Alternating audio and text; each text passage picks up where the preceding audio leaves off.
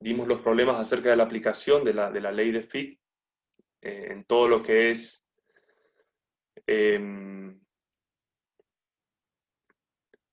determinación del NA, ¿sí? Del flujo del componente de un componente. La idea de esto es que podamos avanzar a medida que tengamos. Nosotros las había subido en el aula virtual, la segunda parte, el apunte este que es difusión molecular, ¿sí? Así que lo pueden seguir desde ahí y vamos a avanzar, ¿no? Algunas cositas que también están en la bibliografía. Básicamente dividimos en tres grupos esto que es los coeficientes de difusión, la determinación y cómo se comporta la difusión en tres medios, en tres estados de la materia, ¿no es cierto?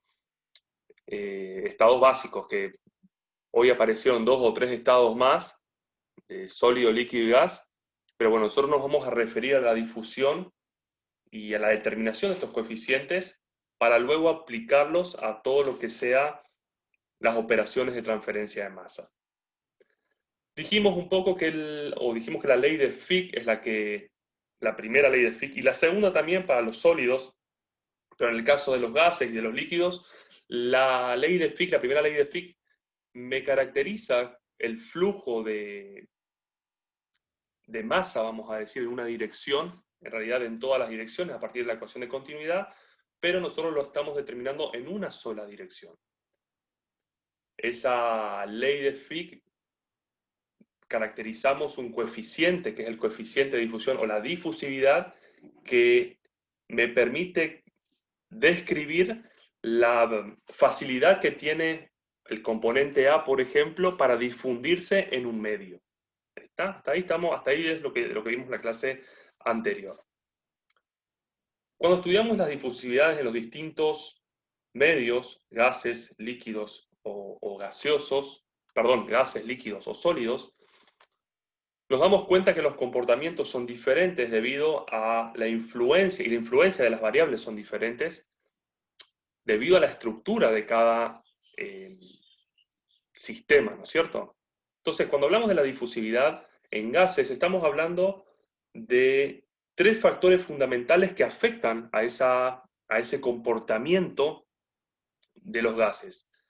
Primeramente, los gases son compresibles, o sea que la presión va a tener una influencia significativa en la difusividad. La temperatura también va a tener una influencia significativa, ya que a medida que aumenta la temperatura va a haber una aceleración de las partículas y van a aumentar los choques. Entonces, si pensamos un poquito lógicamente, a medida que aumentan los choques, es como que aumenta la congestión del sistema, aumenta la congestión del tránsito, como se dice, e impide el movimiento difusional, o se limita el movimiento difusional a medida que aumenta la temperatura, ¿sí? Es decir, básicamente la difusividad, vamos a ver después que va a disminuir con el aumento de temperatura. ¿Está? Bueno, la siguiente cosa es la presión, ya hablamos un poquito, y el tipo de componente, o sea, las interacciones y la naturaleza de los componentes, las concentraciones en las que están, no van a ser tan importantes si no van a ser lo van a ser el tipo de componentes. Podemos demostrar, y no vamos a entrar en esos detalles, que la difusividad para gases a bajas presiones, donde esa concentración se mantiene más o menos constante, la difusividad del componente en una dirección o en otra es la misma, o sea que la difusividad de vapor de agua en aire o de aire en vapor de agua, el coeficiente de difusión es el mismo, ¿sí? Si ustedes necesitan ver esto, yo les voy a subir después la deducción, que es un poquito engorrosa para darla de esta manera, y vamos a llenar de ecuaciones que ya vamos a tener bastante más adelante para demostrar todas estas cosas. Cuando decimos que las difusividades son iguales, estamos diciendo que un componente se difunde en un sentido y el otro lo hace en la misma cantidad molar, respecto a su eje móvil en el sentido opuesto. O sea, tienen la misma dirección. Y van sustituyendo el espacio que van ocupando, que va dejando el otro, de manera aleatoria. Los coeficientes de difusión varían, son los valores que son más elevados respecto a si comparamos los sólidos, perdón, los líquidos y los sólidos, tienen valores que van entre 5 por 10 a la menos 6 y 10 a la menos 5, o sea, hay ahí casi un orden y medio de diferencia para los coeficientes de difusión o las difusividades en los gases.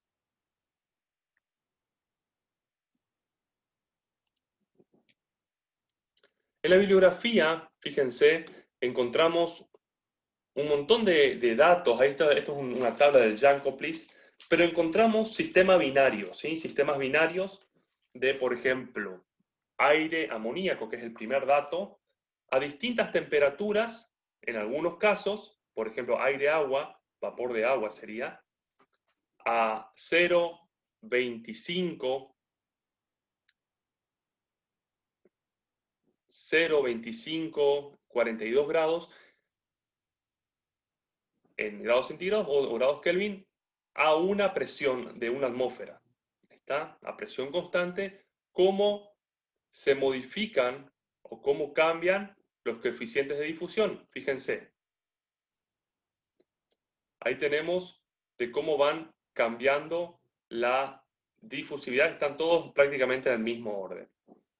Asimismo, en el caso de los otros sistemas que son más complejos, aire tolueno, aire benceno, aire butano, no complejos, sino que tienen son más raros en cuanto a que no están en el aire, sino son generalmente productos de procesos, por ejemplo, vapores de la destilación, que se pretende limpiar, por ejemplo, por absorción.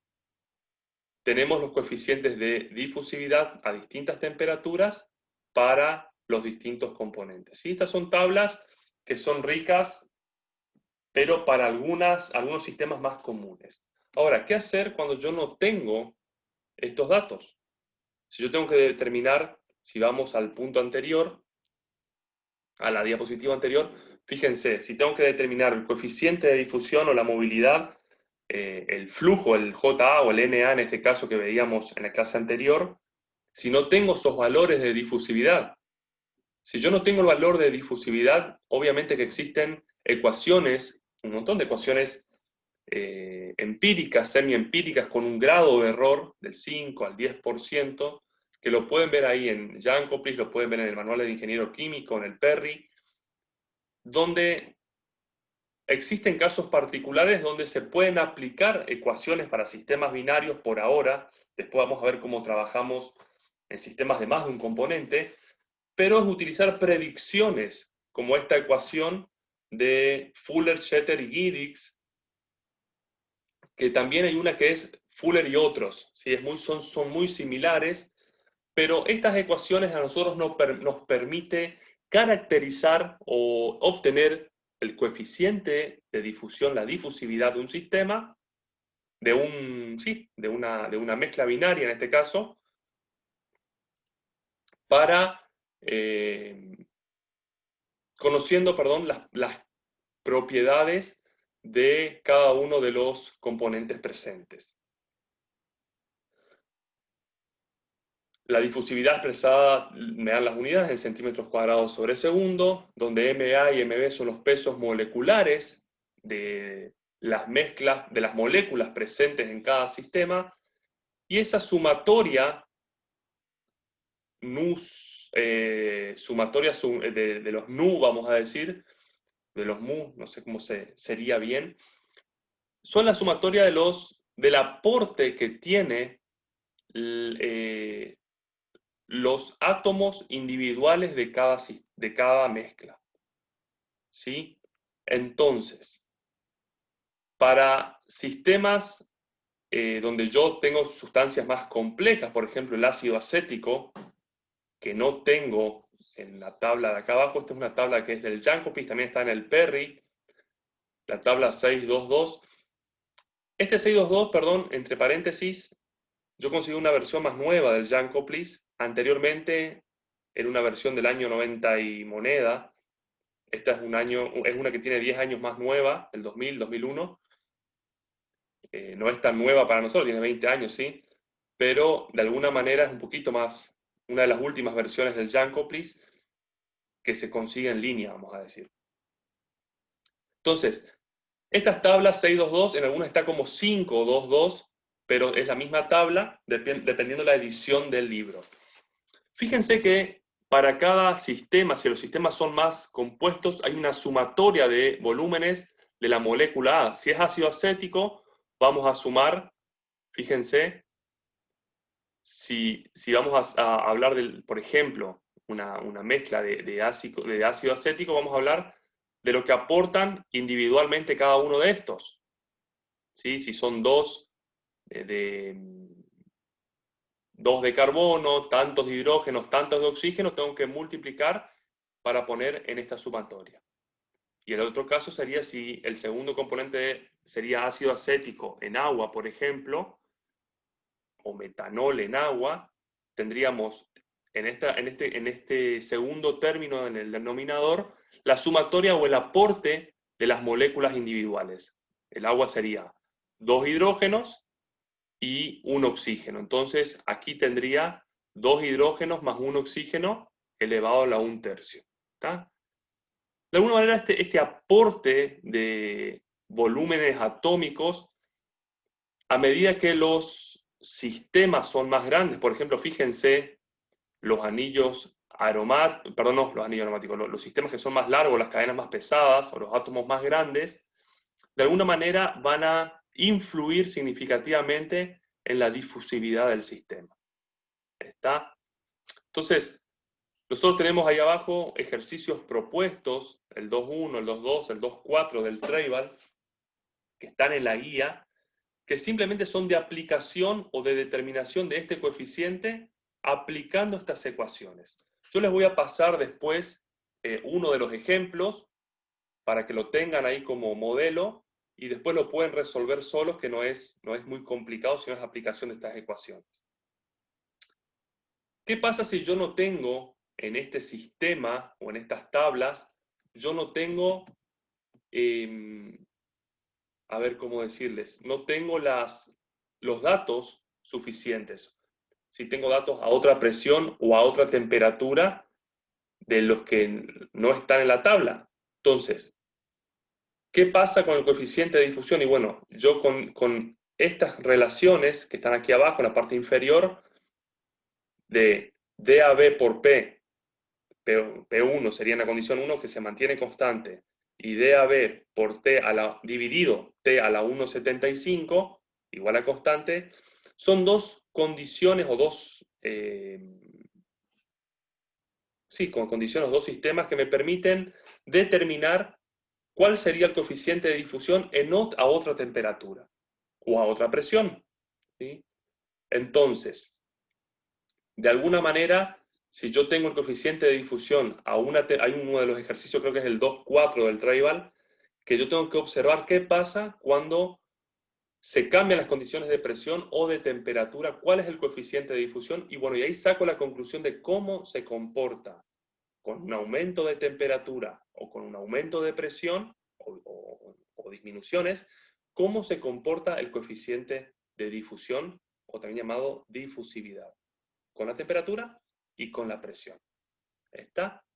Estas tablas lo pueden sacar ahí, como les digo, del Jankoplis, está en el drive que les pasé, está el libro, lo pueden ver, lo pueden sacar, y les va a servir esta tabla 622, capítulo 6, para determinar todo lo que sea coeficientes de difusión. Está en gases. ¿Cómo se dice? Estas relaciones son todavía para gases. ¿Vamos bien? ¿Alguna pregunta hasta ahora?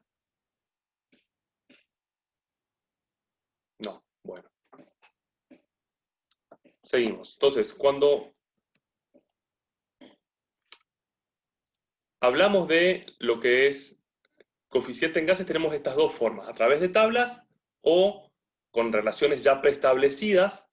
Hay uno de los ejercicios que me permite comparar la diferencia. Por ejemplo, el primer valor de aire amoníaco a 273 Kelvin, o sea, 0 grados, me permite determinar, por ejemplo, que es 0,198 por 10 a la 4. Están expresado esto. Entonces tendría que ser 0,000018. ¿Está? Con eso yo puedo comparar con la siguiente ecuación y ver las diferencias o los porcentajes de diferencia entre uno y otro. ¿Está? Aplicación de conceptos nada más. Lo siguiente es cómo se comportan o cómo es el coeficiente de la difusividad en los medios líquidos.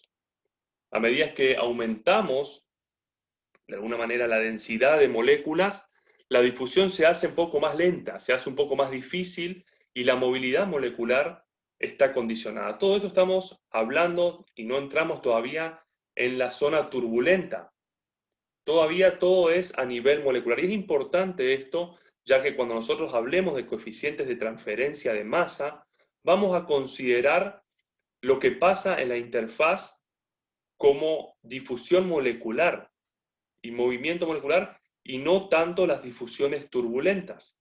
Entonces es fundamental o es importante conocer el comportamiento a nivel molecular y cómo se transmiten las moléculas sin ningún tipo de turbulencia externa. Para procesos industriales, el conocer los coeficientes de difusión en líquidos se aplican a la extracción líquido-líquido, a la absorción de gases y también en el caso de, como dice ahí, la oxigenación de ríos, de lagos, la difusión de las sales mismas en la sangre, que a nosotros no nos toca la parte bioquímica, pero de alguna manera la importancia de conocer cómo se mueven los solutos que después valga la redundancia, se solubilizan en un sistema acuoso, por ejemplo, me permite conocer cómo será la relación o el punto de saturación o la velocidad con la que va a penetrar en el líquido ese soluto. Sin ir más lejos, una mezcla de agua con azúcar, por ejemplo. ¿Está?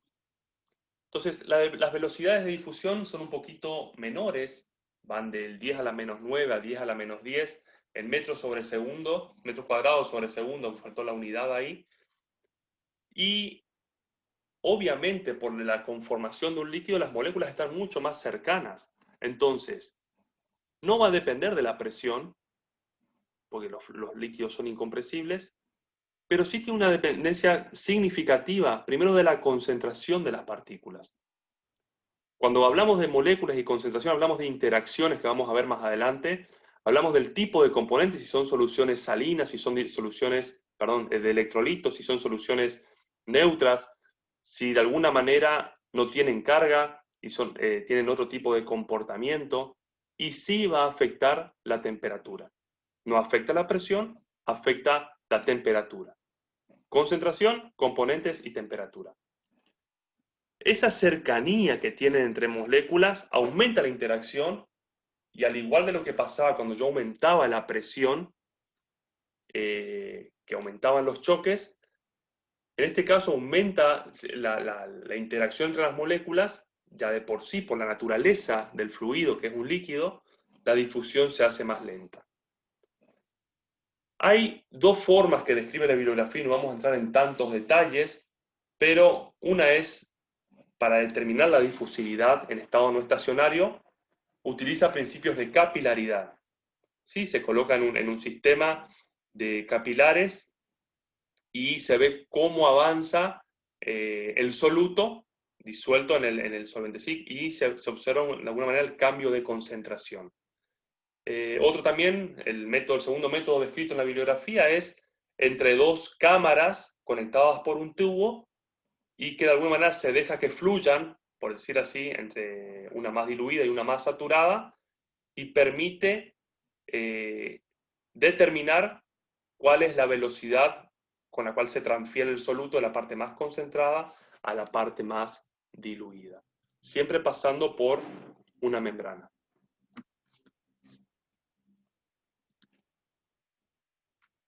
Gracias al trabajo de otra gente en otro tiempo, probablemente de la edad de nuestros abuelos, podemos entender o podemos encontrar muchísimos datos en la bibliografía acerca de datos experimentales de difusividad. Así como en gases, también en líquidos podemos encontrar el comportamiento. Sin ir más lejos, repetido, el amoníaco en agua, dióxido de carbono, oxígeno y otros alcoholes y ácidos, como el ácido acético, etílico, el metílico, a distintas temperaturas. Entonces, esto nos permite a nosotros encontrar o caracterizar la difusividad y la velocidad de transferencia de masa, la velocidad de transferencia de moles, el Na, por ejemplo, nos permite a nosotros conociendo estas mezclas. ¿Está? Nuevamente, hay soluciones y hay consideraciones que permiten usar ecuaciones empíricas. Ahora, estas ecuaciones empíricas en algunos casos son bastante traídas de los pelos, como se dice, o son bastante rebuscadas o utilizadas para casos muy, muy particulares. Una de ellas es el caso de la ecuación de Wilkie y Chang, ¿sí? Está en la siguiente, no es Jackie Chan, es Wilkie y Chang, que tienen, a ver, tienen un comportamiento que supone que la dilución es infinita. O sea que yo puedo diluir un sistema, por ejemplo, infinitamente, pero tiene una afectación o tiene una consideración acerca de la viscosidad del sistema. Entonces, al ser ecuaciones semiempíricas, no están muy desarrollados, y aún no, el libro dice con 20 años, hoy todavía no están desarrollados, porque los desarrollos estos son suficientes de alguna manera para explicar los fenómenos de lo que decíamos hoy, por ejemplo, extracción líquida, absorción o alguno de las operaciones que describimos anteriormente. Esta ecuación similar a la de Fuller, Jeter y Giddings para gases es una ecuación semiempírica con menos aproximación que la otra, pero aplicado a líquidos, donde tiene una serie de coeficientes que habla acerca del grado de asociación. ¿Sí? Cuando hablamos de grado de asociación del solvente, estamos hablando de para solventes polares, como el metanol, el etanol, el agua, o los no polares. Cada uno tiene su valor, que es el valor phi, este que está aquí. Y también considerar la viscosidad del solvente, el B, y el volumen molal del soluto en el punto de ebullición normal. Todo esto, perdón, no es la tabla 532, es la tabla 632. ¿Está? En la nueva versión del Jankowitz tiene un capítulo más adelante. Todos estos valores los podemos sacar de tablas y los pongo a continuación a consideración de cada uno para que lo pueda utilizar en alguno de los ejercicios propuestos. Esto es, ver el ejemplo 632 del Jankowitz y hay un ejercicio que es una solución de cloruro de sodio y agua de cómo se comporta y se hacen algunas consideraciones particulares. Es muy interesante para determinar. Es más de físico-química el problema, pero nos sirve para ver cómo se comporta el coeficiente de difusión. Cuando tratamos soluciones de electrolitos, como el cloruro de sodio, como estabas diciendo, la teoría dice que, o lo que se supone es que cada ion, el cloro y el sodio, se difunden de manera separada. Pero se difunden con mayor rapidez que si estuvieran juntos, pero se difunden de manera separada a la misma velocidad. O sea, ni el cloro ni el sodio van más rápido, sino que van a la misma velocidad para mantener la neutralidad electrolítica. es lo más aproximado a poder justificar un comportamiento que después, expresado en el coeficiente de difusión, me aproxima o me define esta teoría. ¿Está? Entonces yo, con esta teoría, para los electrolitos también me sirve para después, cuando determino el coeficiente de difusión a dilución infinita, como está ahí de AB0, me permite a mí caracterizar, aplicar la teoría para los electrolitos o para otro tipo de soluciones no polares. ¿Está?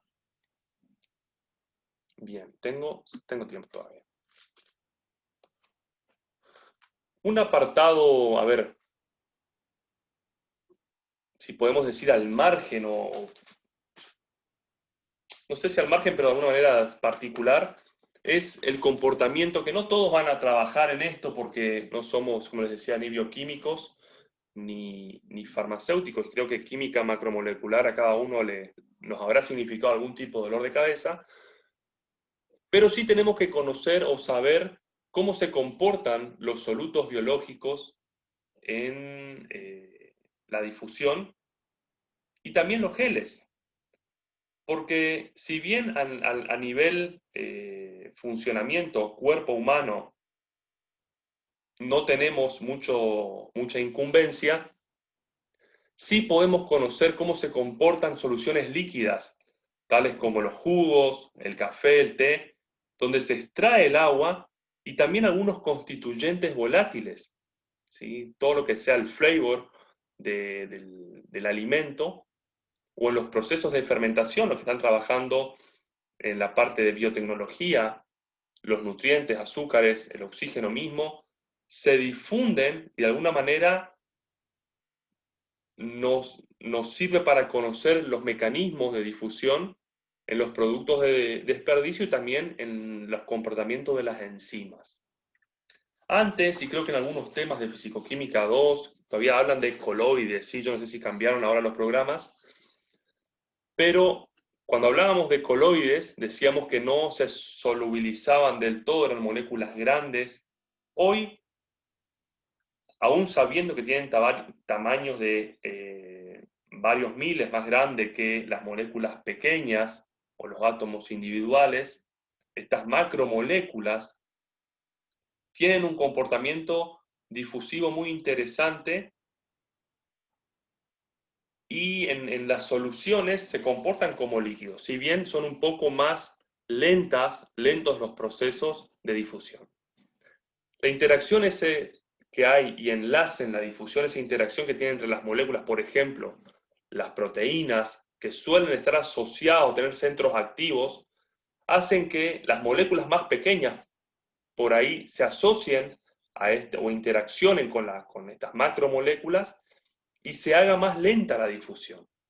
Entonces, la difusión tipo Fick, como nosotros conocemos como coeficiente de difusión por la variación de concentración en función a la distancia, se puede ver afectada porque hay una presencia simultánea de macromoléculas y moléculas pequeñas, que el mismo impedimento estérico, la misma configuración de tipo enlaces o asociaciones, impiden que se comporte como un fluido libre y estos solutos biológicos o soluciones biológicas se ven afectadas por las interacciones entre las macromoléculas y las moléculas pequeñas.